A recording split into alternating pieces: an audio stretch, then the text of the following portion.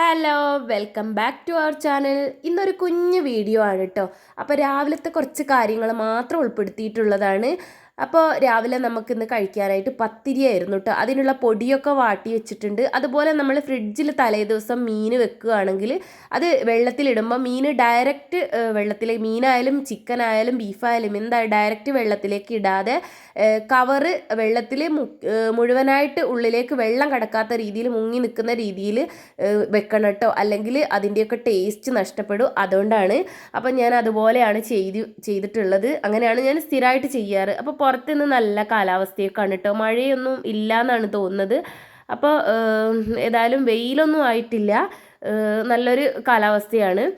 പിന്നെ മീൻകറി വെക്കാൻ വേണ്ടിയിട്ട് കോരയാണ് കേട്ടോ നമുക്ക് കിട്ടിയിട്ടുള്ളത്. ഇത് പല നാട്ടിൽ പല പേരിലാണ് ഈ മീൻ അറിയപ്പെടുന്നത്. അപ്പോൾ നമ്മളിവിടെ കോര എന്നാണ് പറയുന്നത്.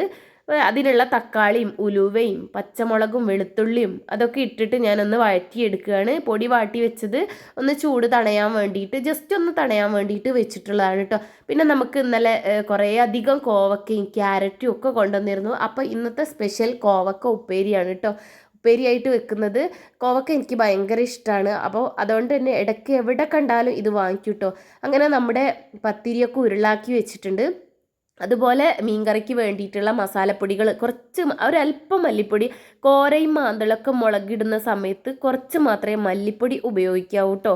അപ്പോൾ കുറച്ച് മല്ലിപ്പൊടിയും മഞ്ഞൾപ്പൊടിയും കുറച്ച് മാത്രം, പിന്നെ മുളക് പൊടിയൊക്കെ ഇട്ടിട്ട് ഞാൻ തിളയ്ക്കാൻ വേണ്ടിയിട്ട് വെച്ചിട്ടുണ്ട്. മൺചട്ടിയിൽ തന്നെയാണ് നമ്മൾ മീൻകറി വെക്കൽ. ആദ്യമൊക്കെ കുക്കറിലായിരുന്നു വെക്കൽ, പിന്നെ ഇപ്പോൾ മൺചട്ടിയിൽ തന്നെയാണ് സ്ഥിരമായിട്ട് വെക്കൽ. അങ്ങനെ പുറത്ത് കൊണ്ടുപോയിട്ട് കോരയായതുകൊണ്ട് ഇങ്ങനെ തെറിക്കല്ലോ, അപ്പോൾ പുറത്ത് കൊണ്ടുപോയിട്ട് കട്ട് ചെയ്ത് കൊണ്ടുവന്നിട്ട് മീൻ കറിയിലേക്ക് തിളപ്പിക്കാൻ ഇട്ടിട്ടുണ്ട്.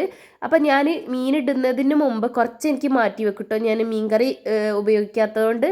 അപ്പോൾ ഇപ്പുറത്തെ ഗ്യാസിലായിട്ട് നമ്മൾ പത്തിരി ചുടാനുള്ള പാനും വെച്ചിട്ടുണ്ട്. ഈ ഒരു പാന് കുറേ പേര് ചോദിച്ചിട്ടുണ്ടായിരുന്നു, ഇത് ഏത് മോഡൽ, എത്രയാണ് കൊള്ളുക അങ്ങനെയൊക്കെ. അപ്പോൾ ഇതിൻ്റെ നോർമലായിട്ട് നമ്മൾ കണ്ടുവരുന്നത് ഒരു ചതുരത്തിലുള്ള പാനാണ്. അപ്പോൾ ആദ്യം നമ്മൾ അത് തന്നെയായിരുന്നു ഉപയോഗിച്ചിട്ടുണ്ടായിരുന്നത്. ഇത് റൗണ്ടിലുള്ളതാണ്. അപ്പോൾ ഇതിലാണെങ്കിലും മറ്റേതിലാണെങ്കിലും ഒക്കെ ഇതിലാണ് കുറച്ചുകൂടെ ചൂട് കിട്ടുന്നത് കേട്ടോ. റൗണ്ടിൽ വരുന്ന സമയത്ത് നമ്മളെ പത്തിരി പെട്ടെന്ന് എല്ലായിടത്തും ഒരുപോലെ ചൂട് തട്ടിയിട്ട് വേവാൻ ഇത് തന്നെയാണ് കേട്ടോ നല്ലത്. അപ്പോൾ ഇതിലാണെങ്കിൽ ഇപ്പം 4 ഞാൻ ജസ്റ്റ് വെച്ചതേ ഉള്ളൂ. 4 അല്ല, 5 6 ഒക്കെ ഇതിൽ കൊള്ളും ചെറിയ പത്തിരിയാണെങ്കിൽ. അതിനിടയ്ക്ക് ഡാനിമോനെ എഴുന്നേറ്റ് വന്നിട്ട് ഡോറൊക്കെ പുറത്തേക്ക് അടച്ചിട്ട് അവിടെ ഇരിക്കുകയായിരുന്നു കേട്ടോ. പിന്നെ അനൂസ് ഇതാ ഇവിടെ ഇരിക്കുന്നുണ്ട് ചായ കുടിക്കാൻ വേണ്ടിയിട്ട്. അങ്ങനെ ഞാൻ കൊടുക്കുകയാണ്. സ്വന്തമായിട്ട് കഴിക്കൂ, പക്ഷെ ഞാൻ കൊടുത്തു കഴിഞ്ഞാൽ വേഗം പണി കഴിയല്ലോ എന്ന് കരുതിയിട്ട്, വേഗം കഴിച്ച് കഴിയല്ലോ എന്ന് കരുതിയിട്ട് കൊടുക്കുകയാണ്. അപ്പോൾ മീൻ വേണ്ടാന്നാണ് പറയുന്നത്, കറി മതി മീൻ വേണ്ടാന്ന് എപ്പോഴും ഇങ്ങനെ പറയും, പക്ഷേ കൊടുക്കലാണ് കേട്ടോ.